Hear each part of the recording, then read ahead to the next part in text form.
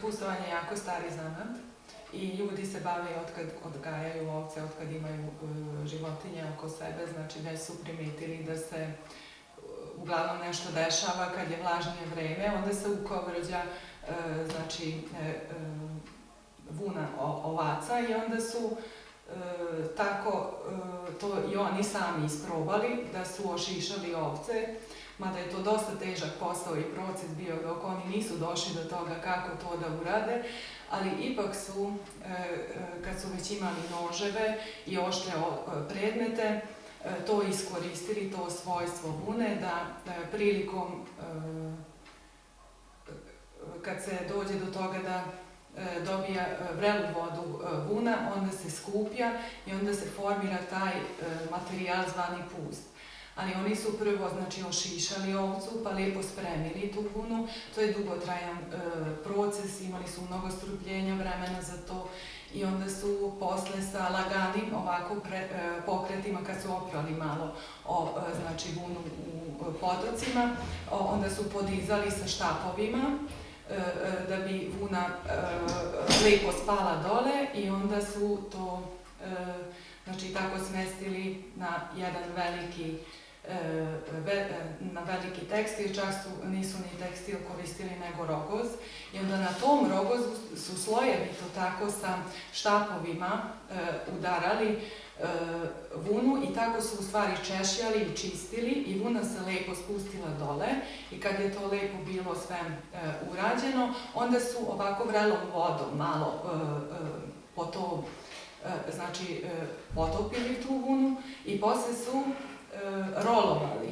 Znači u jednu veliku takozvanu palačinku, znači rolovali su u rogozu taj pust i ovakvim pokretima su gurali satima, znači bilo je i kad su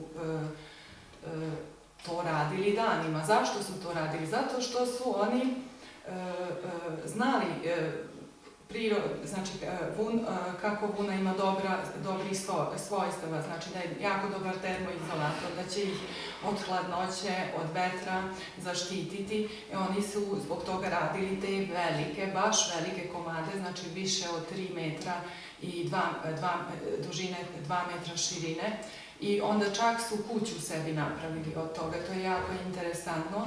Ta kuća se zove jurta, šatra, i onda oni su stanovali tamo. I dan danas u Maloj Aziji još, znači Aziji živi taj zanat i još uvek stanuju u tim šatorima kad nomadi idu leti i onda se znači sele zajedno sa životinjama da im bude znači lakše, pošto te veliki šatrovi se postavljaju svaki dan, pa onda se upakuju pa ispakuju i tako to.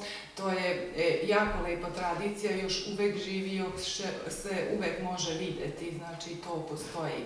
A istorija pustovanja kod nas isto je postojala na isti način, pošto znamo da su se ljudi selili, uvek je bilo nekih tako kako da kažem, promena, isto i na ovim teritorijama, znači Vojvodine, je bio prisutno pustovanje. Pogotovo ovo tradicionalno što sad što je u stvari najstariji način, znači najstarija tehnika pustovanja, zbog toga što je 1920. godine Mora Ferenc iz Mađarske bio je pisac i arheolog. Na ovim područjima je isto organizovao iskopine i našao je tragove znači rogoza i pusta u grobnicama i to je jako zanimljivo zbog toga što smo našli znači u stvari znamo, imamo dokaz da se ovde radilo, znači baš to tradicionalno pustovanje, to se odnosi na veće komade, znači to su tepisi sa ornamentikom ili čak šta više ti šatrovi, možda se i to pravilo ovde, ali ti tepisi su se pravili stvarno, te prostirke, to se koristilo. A baš pre industrijske revolucije, znači ovde u Subotici su se pravile, znači od pusta postojao jedan majstor koji je pravio fusekle za vojničke čizme i to se zna da isto najbolje što se može desiti našoj nozi da navučemo, znači vunenu čarapu, pogotovo zimi, pošto održava temperaturu tela i baš je idealno za korišćenje. I posle, znači te industrijske revolucije, možda se malo još radilo ovde kod nas u Vojvodini, u Ečkoj, ali već na taj interesantan način da su se oni nekako uključili, znači ti majstori u Ečkoj jako su poznati po starim zanatima, baš zbog toga što oni nemaju baš neke jako lepe zemlje da odrađuju i onda su imali baš puno zanatlija tamo i tamo su se radili, znači od vune, ali pomoć uz mašine, znači taj tekstil zvani fijac već, zato što razlika između pusta i fijaca jeste, znači pust se radi ručno, fijac se radi mašinski, znači to je samo komad jednog, veći komad, znači vunenog tekstila koji se posle seče i znači šije. Oni su radili kapute i pantalone na taj način. Jako je interesantno, čak sam je videla i tu mašinu parnu koja prerađuje vunu.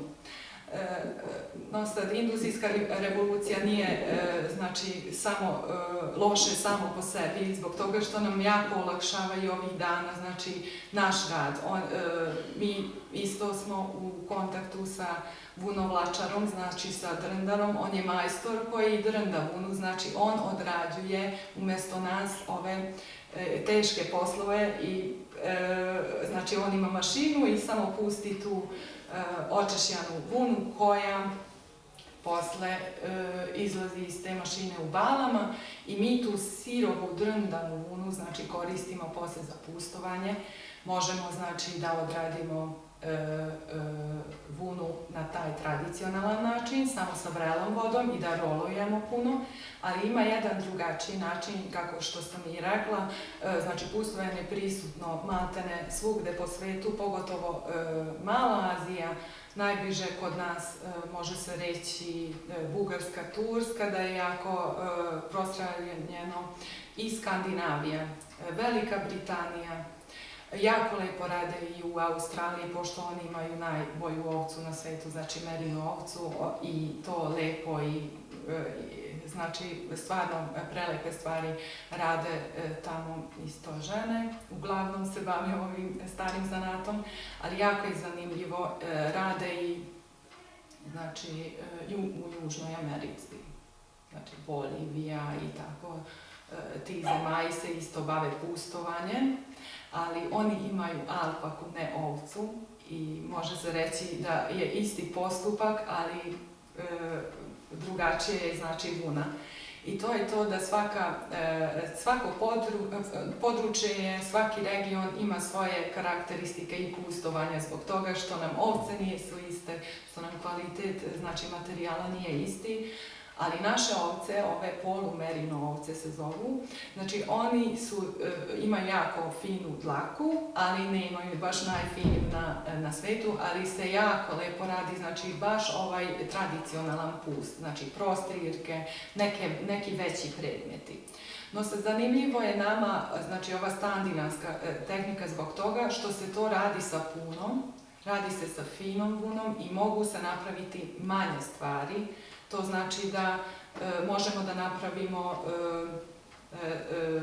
na primjer šešir, zepice što sam pomenula, torbe, nakit, igračke za decu i tako to, i može to da izgleda jako moderno.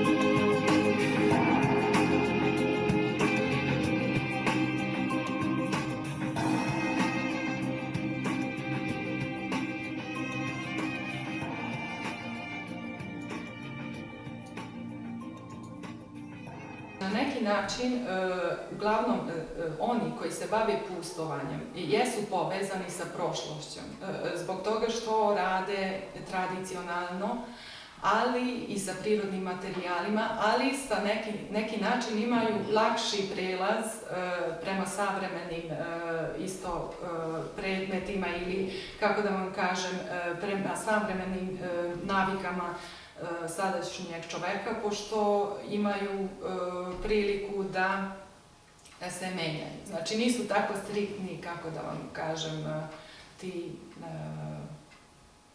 ti načini izrade. Pogotovo može se birati boja ili oblik, već se tako prilagođujemo, ali i mora zbog toga što ako ne bi se prilagođevali zanatlije, onda ne bi preživeo stari zanat. Znači to tako ide. Mada neki postulati moraju da se poštuju, pogotovo kad je reč o tome da se radi tradicionalan pust. Znači imate uglavnom dva vrsta pustovanja i sad ko šta izabere, možda to zavisi od zanatlije kako će šta da uradi.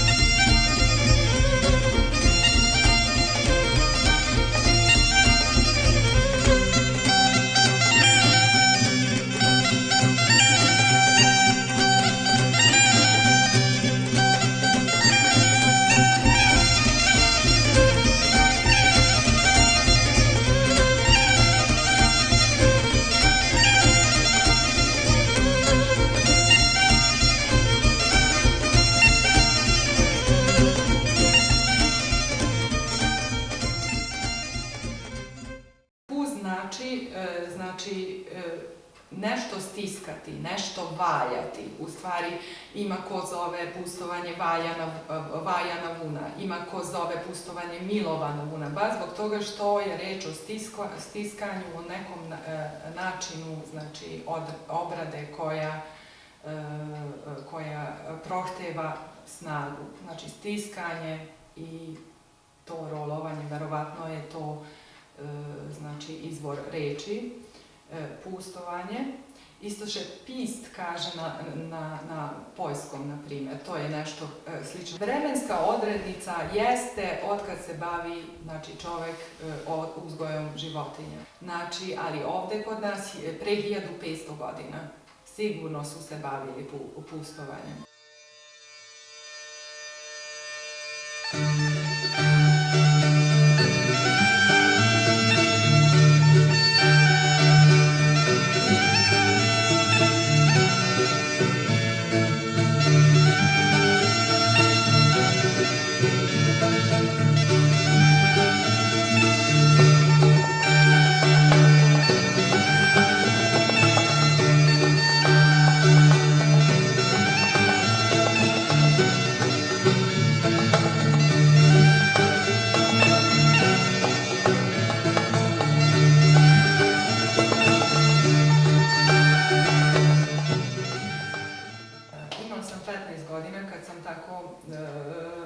Slučajno otišla u jedan kamp.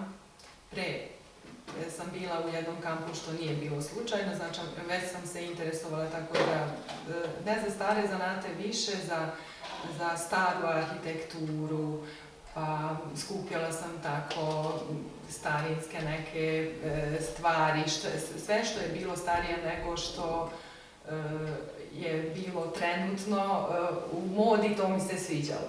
Znači, otišla sam u ovaj kamp gde me pozvala drugarica i onda sam se zaljubila u pustovanje, tamo su radili, znači, pust i prvo što sam napravila je bila jedna mala futrolica i onda mi je ovaj majstor iz Čoke Vraba, Janoš se zove, on je inače profesor likovnog, rekao kao da si to oduvek radila.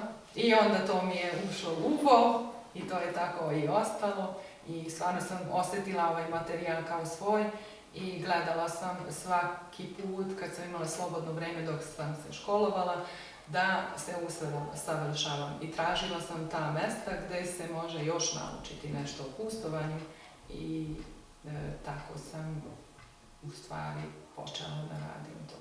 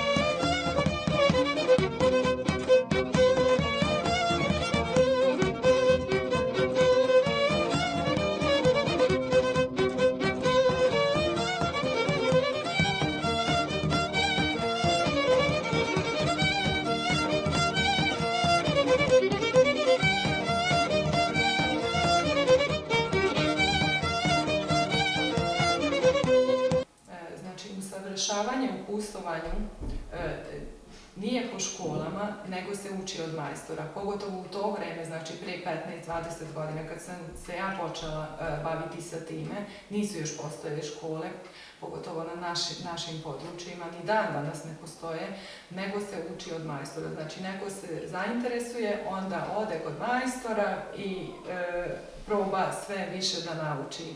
Ali ima jedan, znači, stepen znanja što se može predati, znači ta tehnika, ali ja mislim da je posle svakome svoje kako će da nastavi dalje. Znači, to je to. A u Mađarskoj je drugačija priča, sad već, znači, tamo imate škole, ima 3 ili 4, znači, narodnih tako škola koji se bave baš starim zanatima, znači, to je srednja škola. A na visokom nivou raditi stari zanat, to vam već imate tamo strukturu za to kako se dolazi do tog zvanja da budete majstor. Znači, etnografski muzej podržava sve te stare zanate, imate žirije, imate svašta nešto da bi prešli, znači puno toga, da bi neko postao majstor starih zanata, pustovanja ili bilo kojeg drugeg zanata. No sad, ovdje kod nas asocijacija za stare zanate, znači u Beogradu, to je jedno jako dobro, snažno udruženje, oni imaju već na umu da urade nešto u tom smislu da se i ovdje podržavaju stari zanati i da ima neka lestvica ili ima neki, znači, ima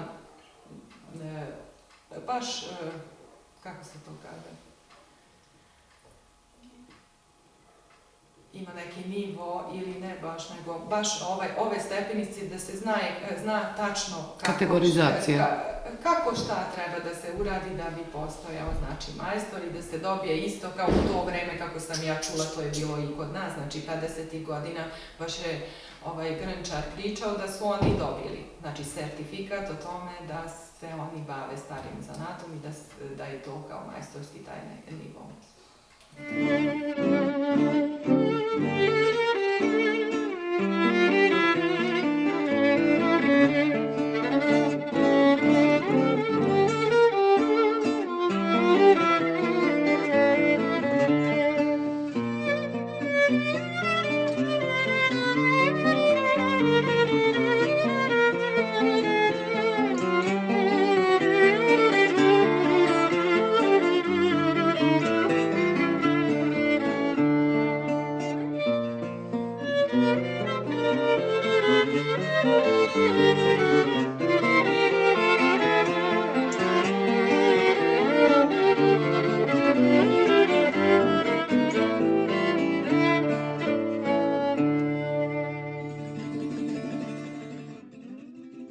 Jako je važno da se uradi, znači, baš taj,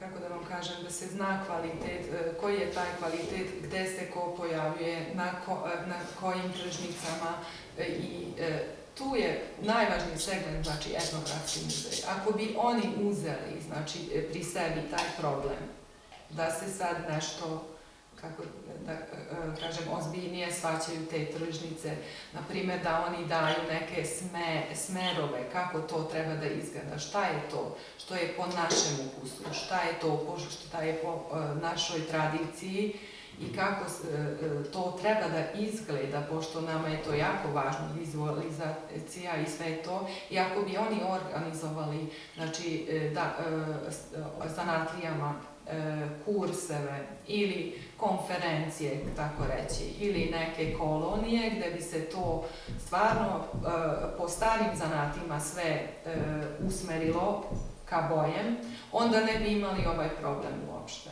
Da se sad nešto meša ili ne zna. Znači, trebalo bi to oformiti i da se zna da smo mi članovi tog udruženja ili, kako da kažem, a to pod pokroviteljstvom Etnografskog muzeja kao institucije državne. Ja mislim da je to jedini put, no sad se prave neke veliki napori da baš dođe do toga, da dođe do dijaloga, znači zanatlija, organizacije, udruženja, Etnografskog muzeja i ovog dela, znači tih tržnica starih zanata, da bi se došlo do nekog zakona ili već, kako reći, smera gde treba ići i kako raditi. Znači, kako sam ja čula, bit će iz Slovenije isto, oni imaju jako dobru mrežu i jako lepo podržavaju stare zanate, isto iz Mađarske, pa će doći do nekog dijaloga da se tu ipak isto nešto formira, ako može. Da li se može živjeti od toga? Skromno jeste. Znači, svaki posao koji volite i radite 8 sati, može se živjeti od toga, ali nije, kako da vam kažem, ne može se sad napraviti, ne može se obogatiti od toga, ne. Ja mislim da je pustovanje jedno od najlepših starih zanata zbog toga što se lako uči, lako se zna predati, jako je jednostavna tehnika, ne treba nikakva mašina, nije komplikovano, znači jednostavno osjeti čovjek kad uzme vun u ruku šta treba da radi sa tim.